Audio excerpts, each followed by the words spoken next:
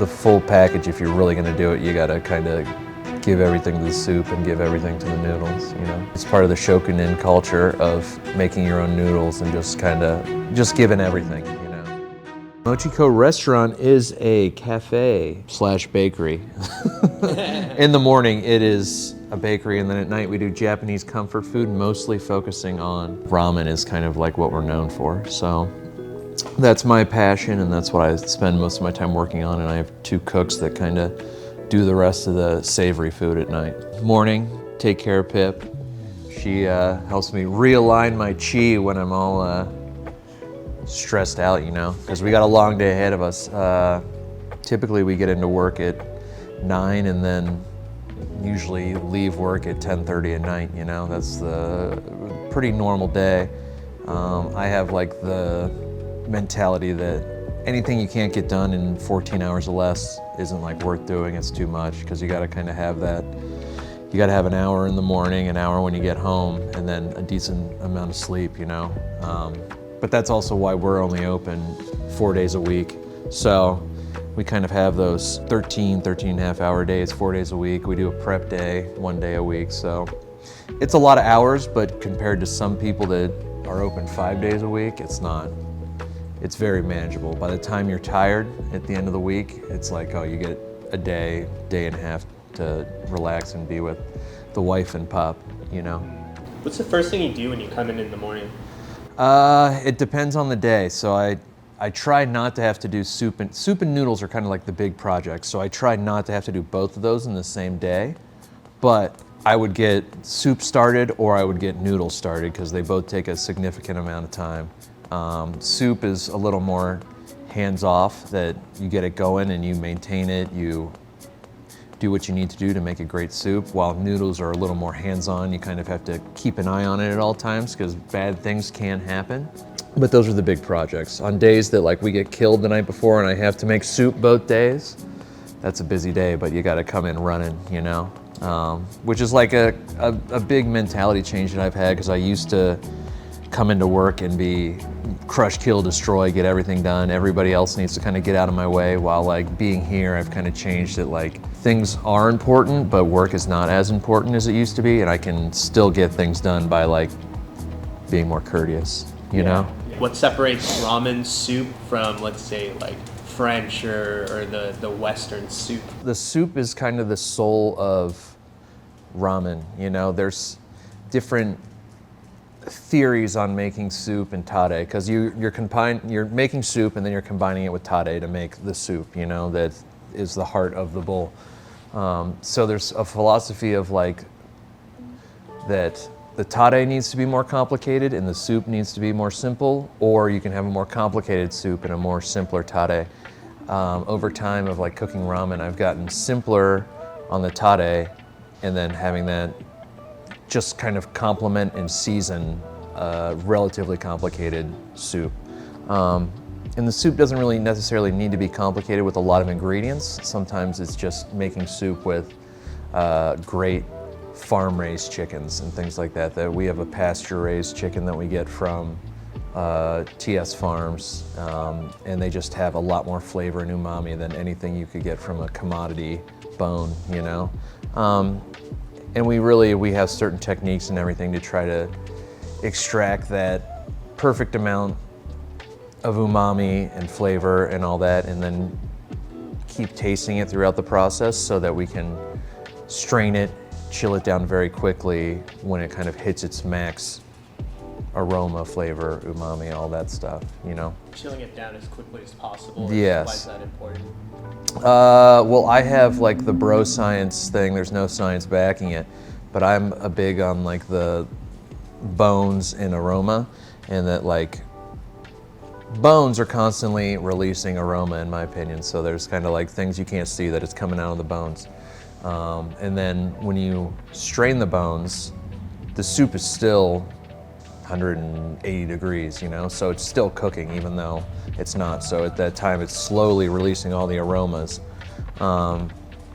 So you want to make sure that you chill it down as quick as possible to hold all that aroma into the soup, because aroma is like one of my things that I feel is one of the most important qualities of a great ramen. You know, when someone sits down the bowl in front of you and you just get like hit in the face with like fresh chicken or whatever, you know, fresh fish sort of thing, which is not fresh fish usually, it's usually dried fish. What would you say the difference between, let's say, like a classically French / like new American trained chef, the way they make soup versus the way that Japanese people make soup for their ramen? Sometimes Western soup is it's more kind of about more intensity, I would say. It's just kind of a different flavor profile that they wanted to like kind of reduce more for the most part, that they wanted to keep like cooking. Like when I taste a soup, a Western soup, a lot of times will have more intensity to it, but it tastes overcooked to me. And it's not really something that you can like describe. It's kind of just when you taste it, you know.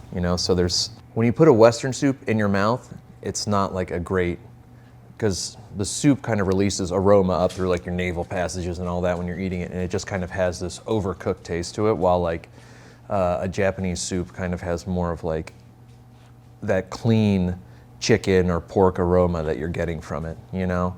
And of course there's extremes of like tonkotsu, which is cooked for a long time, and then there's like extremes of like demi, you know, or like a real strong brown stock that are just cooked and cooked and cooked until they're overcooked, you know. But I think a Japanese long cooked soup is different, because when it starts to get hammered and there's no like fresh aroma coming, they add fresh bones to it to kind of bring it back to life, you know, while with like with a Western soup, they pretty much just let it ride, you know, so it just has a specific like gelatinous overcooked flavor to it, which there's nothing like wrong with that. It's just kind of like, when I say overcooked, I don't say that in like that's just how I describe it. I wouldn't call it a negative thing, but it's just, that's how the soup kind of differs. And I think that's a big problem with a lot of ramen people when they start, is that they think that ramen has to be cooked for like a super long time, but like a chicken soup should cook anywhere from like 3 to 6 hours, you know, depending on like tasting it and when it kind of hits that max, you know. It's mostly chicken.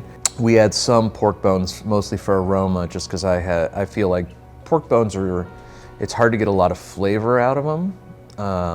It's more of like, I like the back note of like pork aroma in the soup, and you get a little like rendered fat in with the chicken fat. For the most part, our primary soup is chicken, pork, and then we make a strong dashi that we blend with it later when we're making it. It's a more modern technique to blend soups. I'd say the old school style of like ramen was a lot more of like pulling it from a big pot, that you would end up with all the pork and all the fish and all that. And like, in theory, if you're good at that, it's the best way to do it, because everything's fresh. But a lot of times, like, it can overcook during service, and then that can be an issue too. You know, that the soup starts to go stale. Elaine Weekenpang Bentz, I guess her maiden name is Weekenpang, and she's my everything. You know, she runs the bakery in the morning, and we spend all of our time together, you know, for the most part. We work very well together. I think we're both really kind of understanding of each other's space and needs. I think we're both really willing to kind of like give in when someone needs something, you know, that like we know when a certain decision needs to be made by the other person, you know. I don't really fight back with her when she has something she needs to do, and she doesn't really fight back with me. She kind of understands that there's a separation between the morning and the night, and we're really willing to let each other kind of have freedom in both areas. Obviously, if there's something I'm doing that's ridiculous, Elaine will kind of let me know if it's going to kind of affect the image of the restaurant. But for the most part, we're hands off, you know. So it's definitely nice to see in the love of your life every day. It makes things easier to come in. You don't think that like Elaine has PIP, so that's great, and it makes me a little more comfortable with her being home at night while I'm working.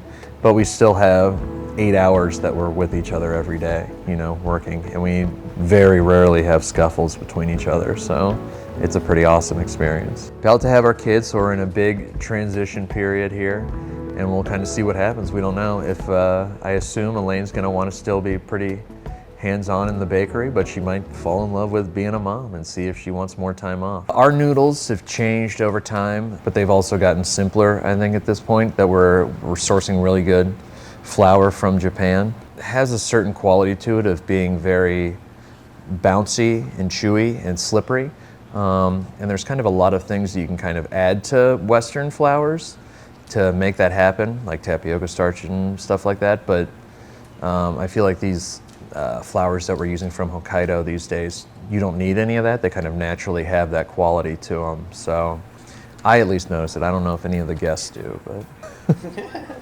How come you make your own noodles in-house? Because that's a massive project, right?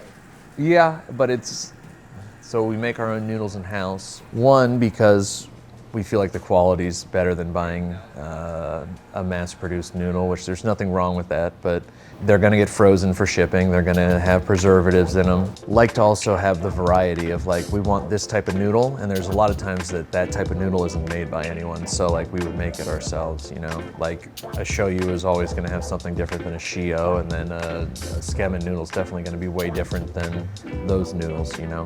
So we like to have variety on what we can do. And it's just a big passion project. Restaurants that I worked at in Cincinnati, I'd say the most like important was Boca. That's where I learned a lot of my palate and tasting and cooking, a lot of high volume. Then I worked at French Laundry, which was more of a disciplined place and learning to do things a certain way in the kitchen culture. Then I worked at Momotaro in Chicago at the Izakaya, which was a place that was good for me to kind of work out the extra intensity that I learned in California. You know, you got to find a balance between the intensity and kind of like the joy of cooking, you know? So Chicago was good for me to do that. And then we opened Cafe Mochiko, and that's what we're doing here. Ramen started in Chicago, and then we kind of just kept perfecting it here, I would say. I would say Japanese culture when I was young. I was just a nerd. And then went from there. You know, it was a different time when you couldn't tell people that you were a weeb back in the day. So, Yeah. so you had to hide in your parents' basement. And there's a lot of food in Japanese culture, obviously, and video games and in anime. So I would make things at home. I'd buy instant stuff at home. 2009, I'd say I had like my first real bowl of ramen in New York City. I can't even remember if it was good or not, but I'm sure it was. At the time, I thought it was amazing. And then after that, I didn't get to do any of it until probably about 2016, 2017, when I moved to Chicago to work at the Izakaya, and that's where like the trial and error started. I don't add any extra lard. Well, But, I mean, should. we might want to. Yeah. I mean, because you want the wonton to really be like broken, you know. Make a decent amount. We'll use it probably for Ryu. I don't know what Chef Matt's situation is, but I bet he needs it. The kind of the magic that's happened in the U.S. ramen scene is that we have Mike, the ramen lord, who kind of started a community of people that liked ramen, and that kind of got it on the internet and then mass culture. And then we have Keizo Shimamoto, who was kind of the guy that brought that shokunin culture from Japan of like doing everything, just kind of being a slave to the soup and the noodle, doing it all yourself, not for a lot of money. And he was kind of the first guy in the US to do that. Eventually, he had a pop-up that he was doing in New York. I went to that. What he was doing was amazing and it blew my mind, but the big thing is that it brought together these other guys that were volunteering with it. We got Vin in Austin, we've got Hosaki, Eric in DC, and then we have Scott LaChapelle, who's in Providence, Rhode Island. And like that kind of formed our like group of spreading ramen knowledge back and forth through each other, because that's what's really pushed American ramen, I think, to another level, is that there are these small shops that we're all kind of giving ideas back and forth, helping each other, but we're also somewhat like friendly, competing with each other, because we all want to kind of find the best ingredients, and then of course like tell the other people and help source it, because it's very difficult to get ingredients. But we also kind of want to just like keep one-upping each other, you know? Yeah. And getting it done that way, which has been huge for that tight group of us. Some other people that we really respect, like Menurui and stuff, has the same sort of mentality. And we all kind of just get excited when we all have kind of successes with things. And then we think that like, obviously we're friends, so we think that all of our ramen's great, but we think that like, that collaboration between all of us has made us all kind of have some of the best ramen in America, you know? Yeah, it's like in a healthy way you guys are pushing each other. It's like trying to make the funniest, who you think is the funniest guy, like trying to make him laugh. Yeah. And then you're like, damn, okay. Now Yeah. I'm funny now. Yeah. Elaine and I went to Japan for the first time when I finished up working in Chicago before we moved back to Cincinnati. It was an incredible experience. The food, the passion, the people, it really just like blew my mind that these people that aren't doing anything for money, they're pretty much giving everything to like their one task to do as like perfect as possible, whether that be at a gyudon spot or if it's a kaiseki spot, you know, they're pretty much all, this shokunin craftsman culture isn't just people that are doing woodwork or these like super nice restaurants, it's everybody kind of takes that mentality in their entire life. And it really inspired me and I think Elaine that like, if they can give everything, we should be able to too. And of course the ramen experience was incredible. I finally got to experience like the flavors that I wanted, because a lot of these things that you couldn't get in America, I was trying to like create on my own, but I hadn't had them personally. It was just because I couldn't. One, it was all much better than what I was making, but it also gave me confidence that like I was on the right track and my palate wasn't like that far off from what I was trying to achieve. We went to all like the great shops that I knew of. Got to go to Ida Shoten, which at the time, it still is, was at the time was like the best shop in all of Japan. And that's where we met Daisuke Watanabe, who he was a disciple at the time at Ida Shoten. But that's what created this relationship because he loves America and saw that there was Americans in the shop, so he talked to us. Eventually, I saw a post that he was leaving Ida Shoten and I said congratulations to him because he was opening his own shop. And he said, oh, you're an American that makes ramen? Because we didn't get that deep into conversation when we talked. We just kind of talked like where we were from and stuff. That's what started like kind of this international thing added to the group of like, we had the guys in America and then we had Daisuke who was like very excited about this kind of like movement that we had of people working together to kind of like make American ramen something great, you know? So he was more than willing to kind of like help nudge us in the right direction and help like talk about ingredients and all that stuff. It gave us more availability to hunt for great ingredients. And those great ingredients are kind of what keeps refining ramen. So we've all made these simpler bowls, but more like clean and refined, you know? That's because we're able to, we don't have to do as much magic with other stuff to try to compensate for like not being able to source what we need in the US. We've really been able to source those ingredients. Because these are all small, passionate people. Like our shoyu that we get, it's from a family-owned Kyoke shoyu that they make soy sauce shoyu, whatever you want to say. They make in wood-aged barrels, which normally you can't get in the U.S., especially in a quantity that you could actually use like as a restaurant like thing. But these are super passionate people, and they are very excited that someone 5,000-7,000 miles away wants to use their product and like use it as a tool like for their passion, you know? So whether that be flour or shoyu, these people are excited to hear about it, but you need to keep pushing and be passionate to get it here. That's a big battle, you know? Because it's thousands and thousands of miles away. Daisuke of Ramen Feel has a shop there, and it is out in Ome. It's like 90 minutes by train outside of Tokyo. And we talked for years. Like that was the thing, we talked for years online and we would do phone calls and stuff and throw ideas back and forth. Eventually, the first time we met in person was to do a pop-up at his shop. It was right after they had lifted the ban on foreigners in Japan. And I was like, hey, we're gonna come to Japan. And he was like, you're gonna do a pop-up, right? We were like, I guess. I mean, I feel like we have to. So our first pop-up in Japan, well, we've only done one, but we did a pop-up in Japan and it was absolute chaos. We shot for the moon, we did too much. It was crazy how like self-will can prevail sometimes, you know, because like everything was against us, everything was going wrong. And then we just gritted it out, stayed up late, went in early, and somehow everything went off like with no issues. It was incredible.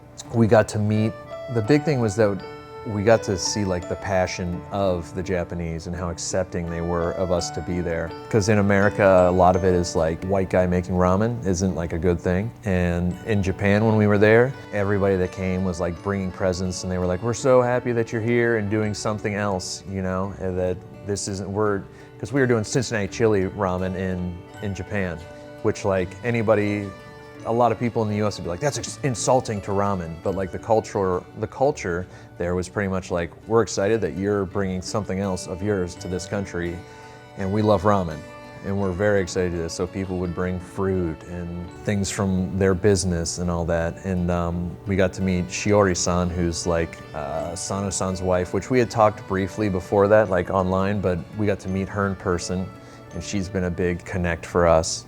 It was just incredible to see how happy people could be eating ramen. Because in America, I really think it's about 10% people that truly love ramen when they try it. A lot of it is people that say they love ramen. You know, they eat half the bowl and that's kind of it, which is like crushing if you're giving everything, but you still got to keep giving everything for that 10%, because you get that person of sipping the last drop and you're like, all right, it's worth it, I guess. What's going on in my mind? I don't know, just trying to get to 4 o'clock. That's the big thing. Why don't you like Naruto? Why you hate? I don't hate, it's just too much filler, chef. I don't think that's even the right dub voice. Cowboy Bebop, Samurai Champloo. What else? Steins Gate, Initial D. Say that the first 4 hours is the most like brutal time of the day, because that's when you have to do all your multitasking, and it's when you're just like running around and you've got 4 projects going. They all are time sensitive. They all need to be done in a certain amount of time, or like the whole day is going to train wreck. And then usually once you get through that first 4 hours, then you're kind of like looking more at like your day, setting yourself up for success towards service, you know? From 9 to 1 o'clock, I'm somewhat of a mess, because the girls are finishing up their day, they're doing staff meal and all that, and it'd be nice to kind of sit down and eat some food, but we gotta just like keep going, you know? The cooks come in around like noon or 1. Is that good? Dude, you look great. Show that hairline off. Right, motherfucker? And that's when like, I let them know if I'm like behind and I need them to take on some sort of thing. Chef Matt and Chef JT. JT is also known as War Mode sometimes. War Machine. War Machine. We're working on that nickname for him. He's like new, right? He's new. He's a young guy. He's 21. He has a lot of energy that needs to be harnessed, but he's got good spirit. Chef Matt's a little older, has more experience, you know. I've worked in restaurants for a while, and I'm past the point of strict craziness, you know. We're now at a point of trying to do everything we can to make it a healthy environment, you know. It's not impossible, or it's not possible to have everything be perfect, but you know what, we do what we can. Would you say Eric's your best friend? Yeah, Eric's my best friend. It's not even like, no, my best friend is Roach. His name's Roach. Oh, it's not the guy across the street? No, Lou and I don't talk. He doesn't even know my name, I'll bet. Lou? He's just selected. Yeah, he just big dogs you no matter who you are. Yeah, shout out Sabrina Carpenter. Shout out Roach. Shout out Roach. Shout out all those that stood behind me when I climbed on top of them to get to where I am today. We pretty much push, and then around 4 o'clock is an hour before service, when like you want to make sure that all your prep is done and that you need to start like setting up for service and setting yourself up for success. You know, that's when we turn on the noodle boiler. It's when we start warming up eggs. It's when we start putting all of our little mise en place out on the table. And then hopefully by 5 o'clock, everything's in the place it needs to be. And that door opens, which sometimes it's crazy at 5, sometimes it's chill, but more likely than not, there's going to be a decent amount of people that don't want to wait for a table, so they show up a little bit before 5 and line up out front, you know. And that's a lot of times the restaurant's full by 5:15, and that first hour is like the brutal flat seating of the restaurant, where we get 15 tickets at once, you know. Over 8 minutes. Yeah, but they're still gonna be pretty good.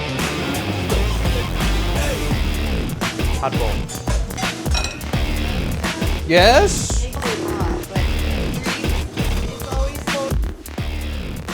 right, we're hammered. Chef, we got a kid's fry. The karaage. I think we need 2 broccoli all day at least, Chef. Hot food! Put your hand directly right into the noodles because they're still gonna be hot. Hot food! Yeah, and then it's falling apart. It'll be getting crushed as usual. All right, crab salad. Crab.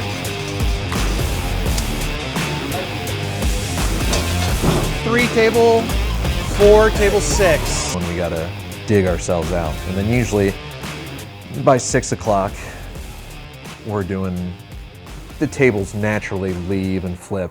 So we're getting tables a little more staggered. They still come in spurts that can be tough, but that first hour is the brutal part of service, you know, surviving it and making sure that like the whole dining room's flipped like in an hour time, you know, because we don't want people that, because sometimes you'll flat seat the restaurant and someone will be there at 5 o'clock and they'll be like, sorry, it's still gonna be a 45-minute wait for your table. And they're like, shit, you know, I just got here and you guys just opened and it's 45 minutes. So we really wanna make sure that we're pushing to make sure that that person's not struggling, you know, to enjoy the food. Because the worst thing you want, or the last thing you want, is someone to wait all that time, have the food just be good. But if it's just good, they're gonna be like, well, this sucks, man. We waited 45 minutes and the food's just all right. Well, the Cincinnati ramen it's a novelty ramen, but it's taken very seriously, you know? I joke about it being America's first regional ramen because no one else has really wanted to step up and do one. But because obviously people do some like fusion-y ramens, but no one does it like regularly, and we do it pretty regularly because people get pretty excited about it. But it's not, the big thing is that, like we were talking with Sho last night about it, and he said, yeah, but it still tastes like ramen. You know, that's like the big thing. So it has all the core elements of a ramen and doesn't really make that many crazy changes other than it has cheese on top, you know? Which, like, the best thing about the pop-up was everybody thought that the cheese was grated egg yolk. Until they're like, oh, egg. It was very funny. It's basically a tauntaun men with like a slightly different spice blend to it, you know? I mean, we make a soboro that's very similar to Cincinnati chili. We make a chintan shoyu that's got light spice notes to it. We make an aromatic oil that's got light spice notes to it.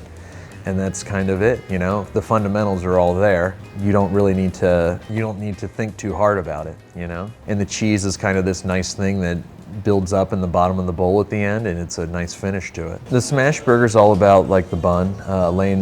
It's a Hokkaido milk bread that we steam.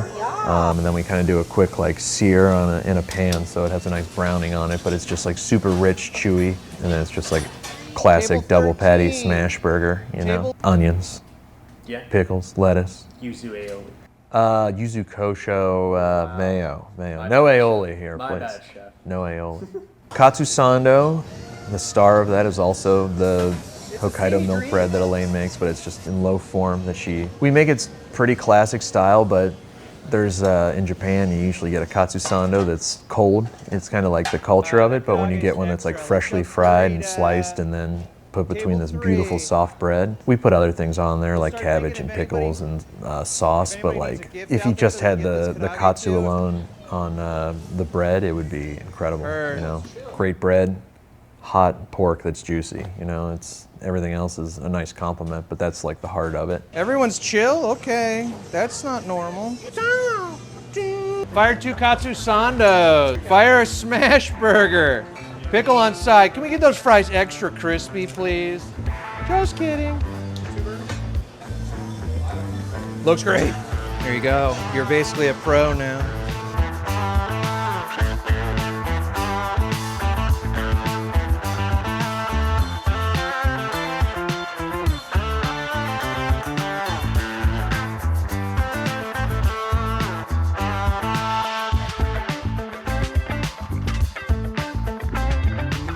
Staring at a guy that poured his soup over his noodle, chef, I feel crushed on the inside.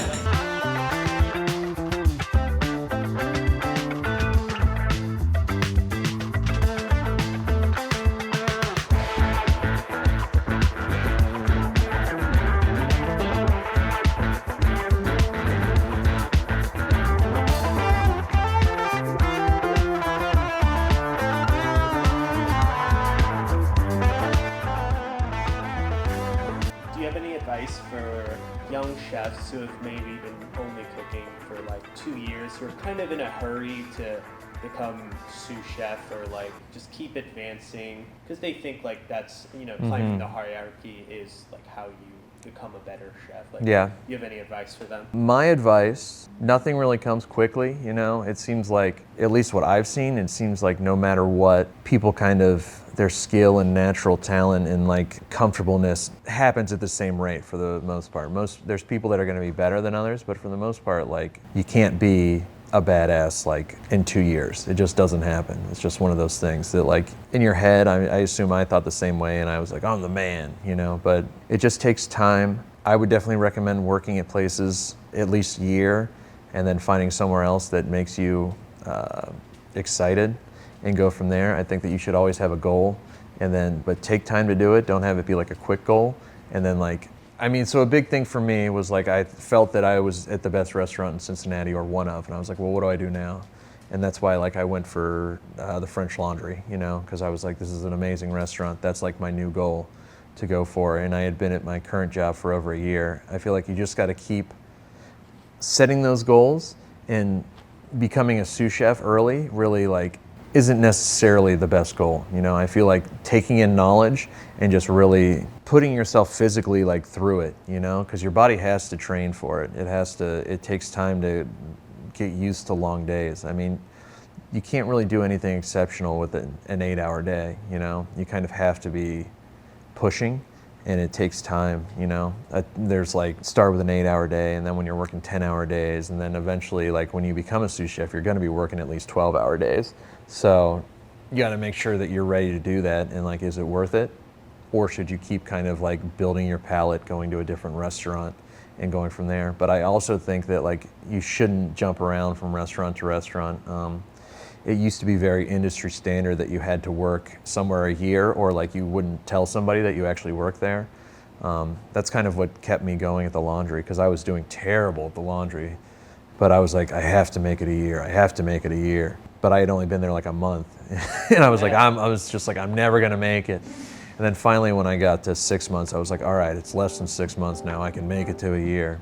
And then when I got to a year, I was like, oh, I don't know what to do now. I guess I'll hang around longer. And then before you know it, was like 20 months and the restaurant was closing down for break. And I was like, well, maybe this is the time to move with Elaine, you know, for a change.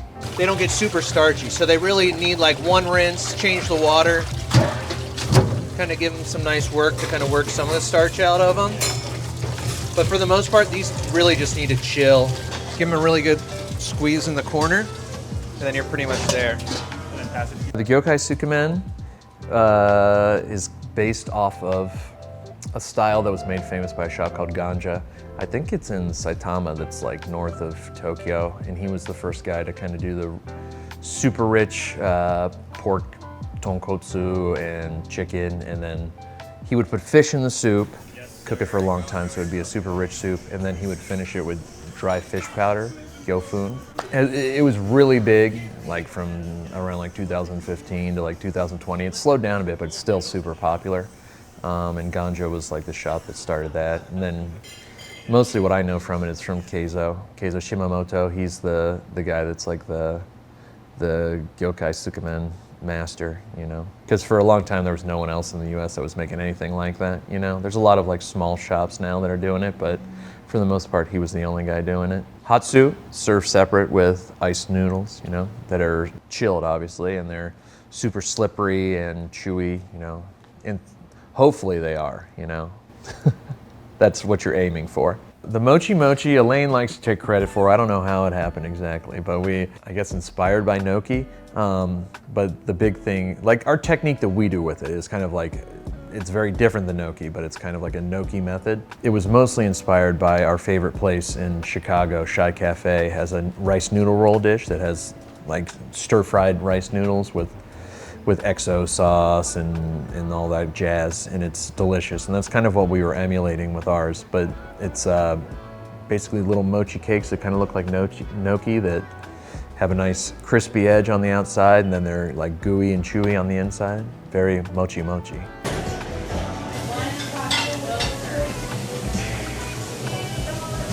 Any pitfalls to avoid for like younger chefs?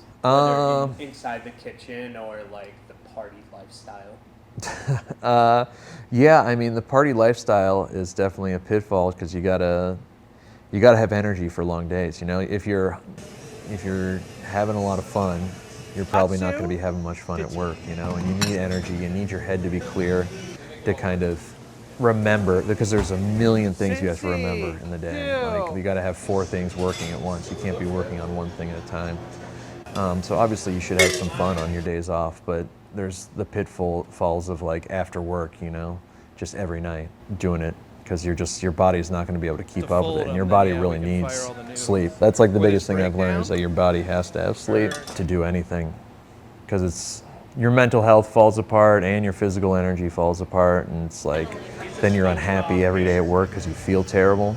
Like you gotta feel good to be happy with your job. If you're in a bad mood because you're exhausted and hungover, you're gonna snap on somebody, and then the whole day is kind of ruined because everybody's like, the vibes are bad, you know? And if you do that, the big thing is that you have to be like able to apologize to people and take accountability. That's a great thing to learn in a kitchen, is that I'll make decisions all the time that I'm like, no, such and such do this, and then like a few minutes later I'll be like, oh wait, I was totally wrong on that, my bad, let's keep going, sort of thing. Is that in a kitchen you can't be a chef that's omnipotent, amazing, like always right. You got to be willing to tell people that like you fucked up, because you're human, you know. It is what it is.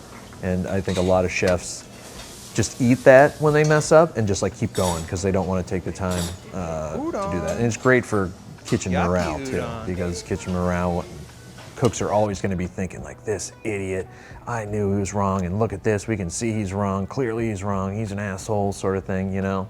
But if you take the time to go to a cook and say, I'm sorry, I messed up, you were right, let's keep going, sort of thing, it really resets their brain, you know, to try to like diffuse the situation. You can't be unhappy and make good food. That's like the big thing. You gotta, it doesn't feel worth it when you're unhappy and doing stuff, and nothing really tastes good anyways. Like people can tell you the food's great, but you're pretty much like, this is shit. I don't really care. You're tasting it over and over again and it still tastes bad, just because like you're in a bad mood. And I think a big part of that is just keeping the kitchen together. Every night we scrub down together, just because it's hard to complain about a boss that's doing the same shitty job that you are. You know, that's kind of what I've learned, is that if he's there the whole time you are, he's not sitting in the back at a table like screwing around acting like he's working on the computer and doing inventory and ordering stuff. It's tough to get mad at him if he's there, been there since 9 a.m. and then it's 10 o'clock at night and he's still scrubbing stuff with you. It's like, what am I gonna do? Say he's lazy? Like, and not being lazy is the big part of it. Yeah. Sell it. Yeah. Yeah, you're always like the last person to leave, right? Yeah, but it is what it is. It's all about kind of like training your body, so it doesn't like feel, at some point like, you're just like, well, this is what we do, you know? So a 13, 14-hour day like sounds ridiculous when you're working 8, because like that's why you got to kind of work your way up to a harder kitchen, you know, where like the expectations are for you to work more, because at some point like it gets just easier. That's why we only work 4 days though. Because my body's going to fall apart if I'm working 13, 14-hour days, 5 days a week. I got to keep it to 4, plus a like 8-hour prep day, you know? And then it's like, what, you're working maybe 65 hours? I can't do the math on it, but that's like, if you're an owner of a restaurant, you should probably be like physically working 65 hours and expect that, you know? If you get up to 80, your life's going to be miserable. You're just not going to be able to do it. And then everybody's just going to be suffering from it, you know? Holy moly, look at this. This looks good. What are you talking about? Thank you, chef. Thank you, chef. Thank you, chef. Woo, daddy-o. A big reason why this restaurant is small, we do less days and it works, and Elaine and I can make a decent living, is that we're the primary workforce, you know? If like, when you go to culinary school, the first thing they teach you in like restaurant management is like to delegate. Well, you can't delegate everything, you know, because then you're just paying too many people. So like you have to give it all. And then like, hopefully at some point, there's someone that you trust enough to take certain jobs from you that make your life a little bit easier, but you still got to be giving it all. You know, you can't be, like I said, delegating and then act like you're on the computer ordering and doing cost control and all that stuff, when in reality you're just trying, like, you don't have things to do and you're enjoying life, you know? I feel like people recognize that in the food, you know? That's kind of like, I always like the old Marco Pierre White stuff from like the late 80s, early 90s, where like he's on the line banging it out, and that's when like his food was the most passionate, you know, when he was the boss, the owner, the chef, and he was there yelling at people and doing it. You know, we don't yell at people, but but we're there, you know, we're sweating, we're doing it. It's a very family restaurant. There's a lot of like poor financial decisions we've made to kind of like hopefully take care of people and have them like understand that like this place is a family. We haven't had a new server in a year. I mean, our newest cook has been here for a year, and before that we've had 2 other cooks, and they've both worked here for 3 years or so. It's kind of like, They all come in and eat all the time. yeah, I mean, so it's more about like people understand that we think of this place as like a family. As terrible and cliche as that sounds, like it really is, that like you want to separate professional life and people's out of work life, but in reality we still like feel responsible for people and their wellness outside of work, and it kind of brings us all together. We do staff meal together, people get excited. We only do it on Sundays because we're busy, and we'd go down if we did it every day, but it's more about, I think people know that we actually like care about them, you know, and kind of like their mental state and their mental health, and hope that they're doing all right. And like, we're very like sincere when we're like, how can we help, you know, because I've had a lot of people in my life that should have like given up on me, but kind of like stuck around, you know, even when I've made poor decisions, they were there. So I feel that like I'm in debt to people in the community, that like, even though they do things that in a lot of like professional restaurants we'd be like, no, what, it's kind of time to move on. I feel like there's somebody that like we need to say, what can we do? How can we help? That kind of like we take on a little bit of the burden, but like they're family and we love them, sort of thing. Yeah, you know, it's like a special place. I started around a lot, and yeah, there's lots of places where it's like, wow, like enjoy this because it's a very special place. Oh yeah. Pip's got me teared up because their cuteness. Yeah, They're just gonna hear those tappy toes the whole time. I hear your toe beats, man.